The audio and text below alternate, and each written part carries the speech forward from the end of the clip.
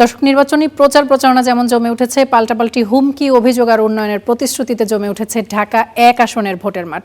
ভোটের আশায় প্রার্থীরা ছুটছেন মানুষের বাড়ি বাড়ি।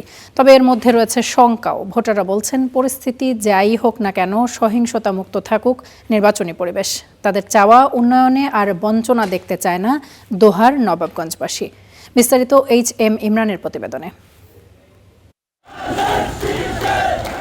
শহর থেকে গ্রাম সবখানেই এখন নির্বাচনী আমেজ। নানা প্রতিশ্রুতি নিয়ে ভোটারদের দুয়ারে ঘুরছেন প্রার্থীরা। রাজধানীর উপকণ্ঠ দোহার এবং নবাবগঞ্জ নিয়ে গঠিত ঢাকা ১ আসন। পদ্মাবেষ্টিত এই জনপদে মানুষের উন্নয়ন বঞ্চনার গল্প বেশ পুরনো। ঢাকার এত কাছে থেকেও মানসম্মত নাগরিক জীবনের স্বপ্ন যেন এখানকার মানুষের দুরাশা। সরকার আইব, লুটটা বাইটটা খাইব বা সাদা দাও, এই করো সেই করো, এই ওইটার নাম কাম নাই। আমাদের সাধারণত নাই, শান্তি মতন চলো, গরিব মানুষ, দেশের উন্নত। অনেক কিছু গাঙের মধ্যে ঘটে যা আমরা দেখি, এটা তো টানের লোক দেখে না, টানের লোক কিন্তু এইটা দেখে না। কিন্তু আমরা গরিব মানুষ, আমার দুঃখটা তো কেউ বোঝে না। যেহেতু নিম্ন এলাকা, এখানে অনেক প্লাবিত হয় এবং অনেক মানুষের দুর্ভোগ হয়। রাস্তাঘাটও অনেক জায়গায় আছে, রাস্তাঘাটও ঠিক নাই। ২৬-এর ভোট সামনে রেখে আশায় বুক বেঁধেছেন এ আসনটির ভোটাররা।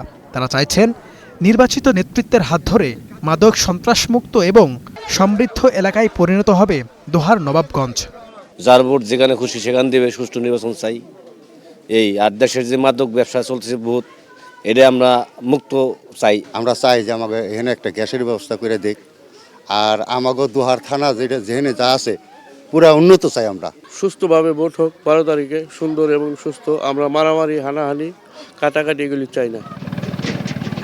নদীবেষ্টিত এই এলাকার মানুষ চায় শান্তি, কারণ বিগত বছরগুলোতে নির্বাচনকে কেন্দ্র করে এখানে ঘটেছে সহিংসতার মতো ঘটনা। তাই এবারে নির্বাচন অবাধ, সুষ্ঠু হবে সেই প্রত্যাশায় রাখছেন এই এলাকার মানুষ।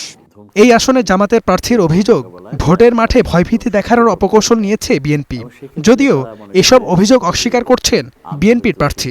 আমার যারা ক্যাম্পেইনার আছে, মহিলা পুরুষ নির্বিশেষে সবাইকে বিভিন্ন ধরনের হুমকি ধুমকি দেওয়া হচ্ছে, এবং ইভেন বাসা বাড়িতে গিয়েও হুমকি ধুমকি দেওয়া হচ্ছে। বলা হচ্ছে যে নির্বাচনের পরে তুমি এলাকায় থাকতে পারবে কিনা, এটা সন্দেহান।